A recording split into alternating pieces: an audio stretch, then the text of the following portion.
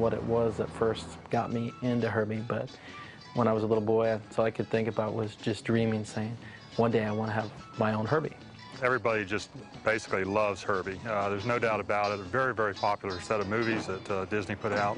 Both young and old alike have seen Herbie. The Beetle itself is such a happy car. You know, you can't help but look at a Volkswagen and smile.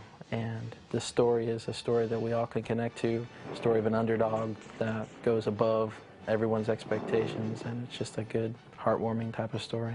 When I go on the internet and search for things for Herbie, there's more communication going on there than any other type of car that you can think of. We've had a lot of great ones in our time, but Herbie just stands out. I remember being at a premiere at a local theater. They actually had a Herbie on display. It was so exciting to be able to see that up close, but you couldn't touch it, but it was there. As a child, I never owned a Herbie toy. Anything I had, I made myself. Got my little model paints and painted the car and the stripes and the numbers, and that was my Herbie toy because there wasn't that much available.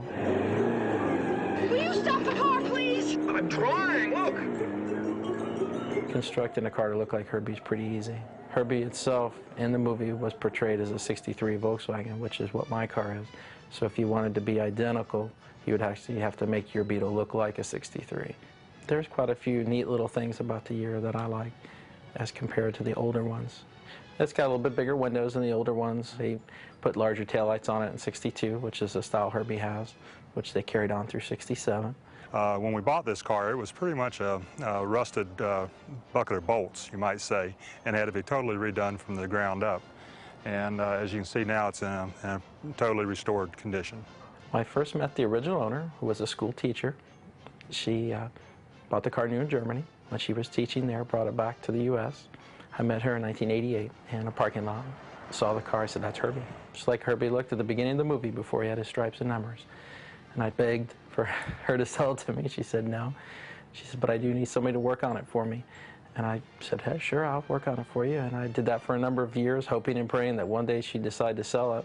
And she did. And in December of '94, I bought the car from her and started my process in making it into a Herbie.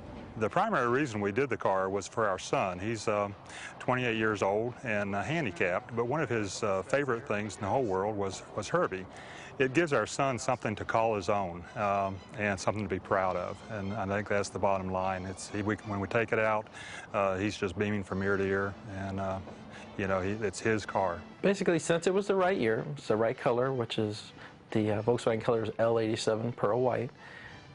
There wasn't a whole lot that I needed to do on it. I put the stripes, the numbers, replica Herbie license plate, the OFP 857 tag, and pretty much that's all that needed to be done. I put the wider racing wheels on it a couple years later just to give it a more aggressive look for Herbie's aggressive driving.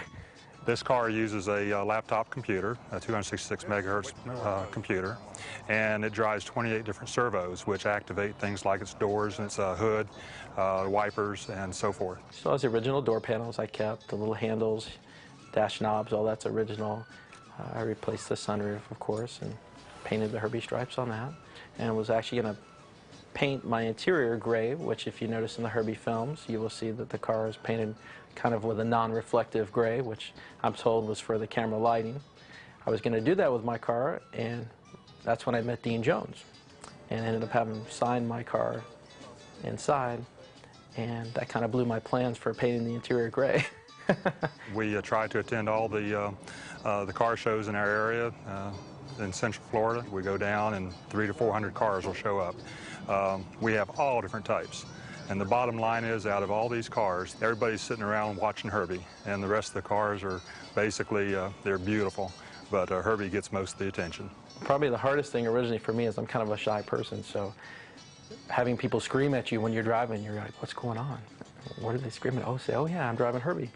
I've had people flag me down, try to run me off the road because they want to ask questions, and they get so excited and they tell me their stories and what they remember about Herbie. And it's amazing. You hear a lot of good stories. Everybody's giving you the thumbs up. They're beeping their horns. We've had people videotaping and taking flash photos of the car on the road. Just about everything you can think of. We've got the wonderful hotel complex here, the All-Star Movies, dedicated to Herbie. When I first was contacted about the hotel being constructed, it really, made me excited because I was thinking, wow, Disney's going to devote, a whole complex based on the Love Bug. That means they have good plans for Herbie in the future, preserving Herbie's legacy. It seems like the generations have passed this down. Everybody seems to have a videotape, and I think Herbie's going to be around for a long, long time. With all the heartache and sadness in the world, you need something to feel good, and that's a character that feels good to a lot of different people. And it's nice that, my car and others are out there for people to see and interact with.